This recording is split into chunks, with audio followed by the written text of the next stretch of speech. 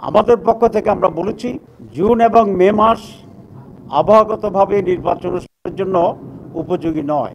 তাহলে May June বাদ দিলে ওনার যে কমিটমেন্ট আছে, কমিটমেন্টের যে টাইম লাইন সেটা হচ্ছে ডিসেম্বর থেকে এপ্রিল। এবং আমরা বলেছি আমরা এর ভিতরেই আপনি একটা ডেট ঘোষণা করবেন। আমরা ফ্লেক্সিবল এবং আপনাকে নির্দেশও দিতে চাই না, ডিক্টেটও করতে চাই না। পেয়েছে আপনি বুঝেছেন, এর ডিসেম্বর টু এপ্রিল একটা সুইটেবল টাইমে আপনি একটা ডেট দিলেই জনমনে যে এখন কিছুটা সংখ্যা এবং অস্বস্তি আছে, আমরা বিশ্বাস করি এটা কেটে যাবে। কোনো নতুনকরণের কোনো টেন্স সিচুয়েশন হওয়ার কোনো সম্ভাবনা থাকবে না। এরপরে যে কথাটি আমরা বলেছি সেটা হচ্ছে নির্বাচনের ব্যাপারে।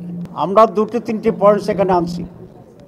এক হচ্ছে নীতিগতভাবে আমরা সকলে একমত, ইনক্লুডিং দি গভর্নমেন্ট, যে বাংলাদেশের বাইরে 11 মিলিয়ন মানে 1,10,00,000 প্রবাসী আছে, রিমিটেন্স দিয়ে টিকে রেখেছেন।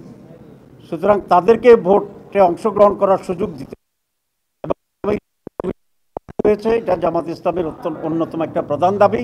কিন্তু সারা পৃথিবী ছড়িয়ে থাকা মানুষগুলো কিভাবে ভোট দেবে, কোন কোন দেশে কতগুলো বুথ হবে, তারপরে সেখানকার গভর্নমেন্টের সাথে আন্ডারস্ট্যান্ডিং হবে, রেসপেক্টিভ গভর্নমেন্টেরও তো কপারেশন লাগবে। অতীতে 3টা নির্বাচন তো হয়েছে, কিন্তু সমতল ছিল না, স্বচ্ছ ছিল না। তো আরেকটা এরকম প্রহসনমূলক নির্বাচন আমরা চাই না।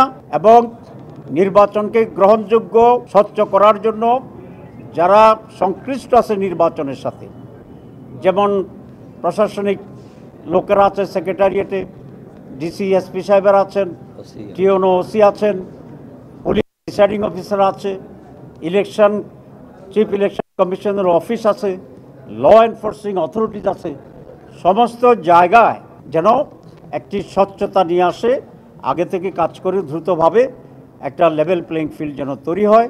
এবং সেরকম একটা উৎসব মুখর পার্টিসিপেটরি একটি নির্বাচন আমরা চাই। তার জন্য সরকারকে এই দুটি জায়গায় গুরুত্ব দিতে হবে, হচ্ছে বিদেশি অ্যারেঞ্জমেন্ট আর লেভেল প্লেইং ফিল্ড, সকলের জন্য সমঅধিকার।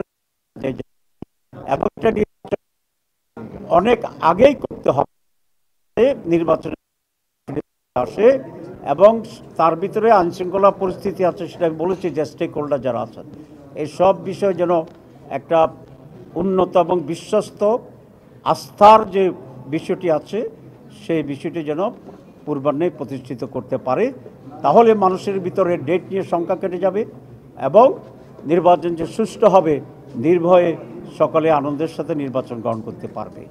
আমরা বলেছি যে প্রধান উপদেষ্টা তার সার্বিক প্রস্তুতি যে প্রিকন্ডিশন আমরা দিয়েছি, সংস্কার, লেভেল প্লেইং ফিল্ড, প্রবাসীদের ভোটের যে অ্যারেঞ্জমেন্ট, এই সব কিছুকে সুচারুভাবে সম্পন্ন করে ওনারা ডিসেম্বর থেকে এপ্রিলের ভিতরে যে কোনো সময় উনি নির্বাচন দেন, আমরা সেটা ব্যাপারে একমত আছি। এবং আমরা অন্য দলের প্রতি অনুরোধ করেছি কেউ যেন কোনো একটা পার্টিকুলার দিন ক্ষণ নিয়ে খুব শক্ত না থাকে, রিজিড না থাকে।